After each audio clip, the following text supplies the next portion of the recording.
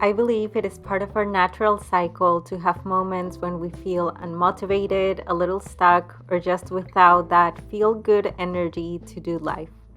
Most of the time, we still need to show up. So, how do we come back to our thirst for life and our motivation to enjoy things without forcing ourselves and keeping our gentleness with oneself? Here are some of my favorite simple routines that help me get back on track, or at least help me show up when I don't feel that motivated. And somehow along the way, motivation comes back once again. I usually start my day by showing up to my morning routine no matter what. I don't rely on feeling motivated to do yoga and meditation, and I just show up knowing that these are the practices which make me feel motivated once again. I've never finished a yoga routine and thought, I wish I hadn't done that. I always feel so much better, more present, relaxed, and very appreciative of the small things like my body and breath after flowing. And the same goes for meditation.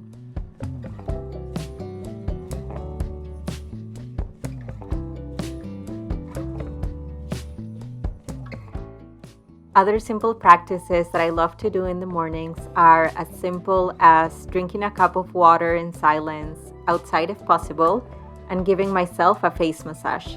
I don't think it's about a specific oil, yoga flow, or one specific type of meditation being magical. I believe it's rather about carving a little time to show up for ourselves and connect. If I have the space to go out on a walk in nature, or even better, jump in a body of water, I do it without second guessing. Being in nature, especially in silence, brings me such a shift in perspective. It always reminds me of the vast infinity beauty in nature and that we all carry that infinity within ourselves.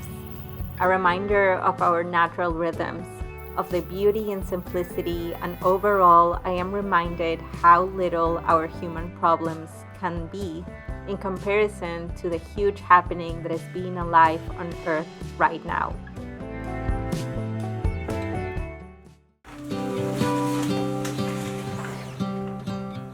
I know I am not alone in feeling that in order to bring clarity and motivation into my emotional world, starting with cleaning and organizing my physical space is a true game changer. I am bringing lots of ease into these because I have come to realize that for years I was cleaning super mad at myself or my husband for arriving to this level of messiness, and it was just a way of getting worked up for no reason. By having a good clean day, I feel the new energies are welcomed and the stagnant energy is left behind. I am also learning that there's just so much I can do to organize my space in one day. A phrase I've been saying a lot lately is, the basket is full of dirty clothes, but at least I have dirty clothes to begin with, and my plants are watered and thriving. Just remembering that I'm doing my best and actually doing my best while not overworking myself, that helps me not end up burned out and even less motivated than I started. So before we continue, I just wanted to say thank you to Squarespace for sponsoring today's video. Squarespace has been the virtual home of my website, my online shop, email campaigns, member areas, and so much more since 2018, and I cannot recommend them enough. Some of the tools that I've been loving are Squarespace Blueprint, with the one after answering a few questions, they can help you build and design the website of your dreams. And I am also using a lot their member areas facility, which lets me share exclusive content and exclusive programs with members that sign up for specific things like my online portal, Whispers of the Heart. If you're interested in trying out Squarespace, we are partnering up to offer you a 2-week free trial, and once you're ready to launch, you can use the code Caro Arevalo to get 10% of your first purchase of a website or domain with them. Having a plan. Having low moments and feeling unmotivated is part of our natural cycle. We need the lows to reach the highs, so I am learning how to make a plan beforehand. Most of us have deadlines and things to achieve, so taking a vacation or going off the grid for months in time is impossible for a lot of us. So instead, I try to plan out for when the blues arrive. For example, in my job, I film a lot. So I know that when I'm in a rut, I don't want to speak to the camera or film myself, so I don't. I still advance work by doing other things, either more mechanical tasks like responding to emails, getting my shipping supplies ready and organized, or I focus on creative tasks that might help me get excited once again. Something I love to do when I feel off is film slow close-ups for my videos. I love this part of my work as it is so creative and easy, but it doesn't feel like too much, like filming myself does on moments like these.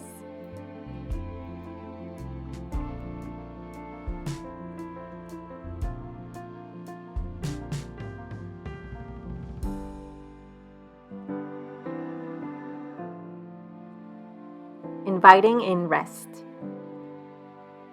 I am talking about true rest that nourishes me, not rest that zones me out. First and foremost, I like to find moments that invite me to be loving with myself instead of pushing myself to be better instantly. I see these as an opportunity to make nourishing changes. Maybe if I didn't get in a rut, I wouldn't have cleaned and organized my home as I did. Maybe I wouldn't have taken myself out on a nature date as much as I did, etc. Most of us have 9-to-5s and deadlines, so my question here is, how can we, in our own personal worlds, bring a little ease while doing all of our chores? Some ways I do these are romanticizing small moments in life.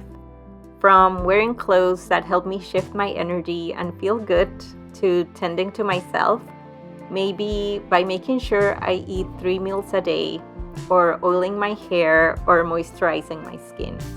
Just adding any type of TLC to my day-to-day.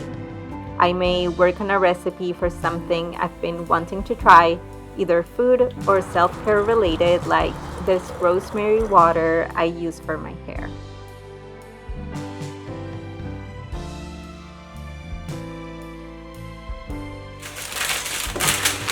Decorating with some flowers or lighting up a candle while I read at night. Carving some time in my free time to read instead of watching TV or doom scroll, and go offline to go inwards and remember I don't need more. Maybe it's journaling outdoors or making myself a delicious tea. I try to always keep these activities very simple and exciting.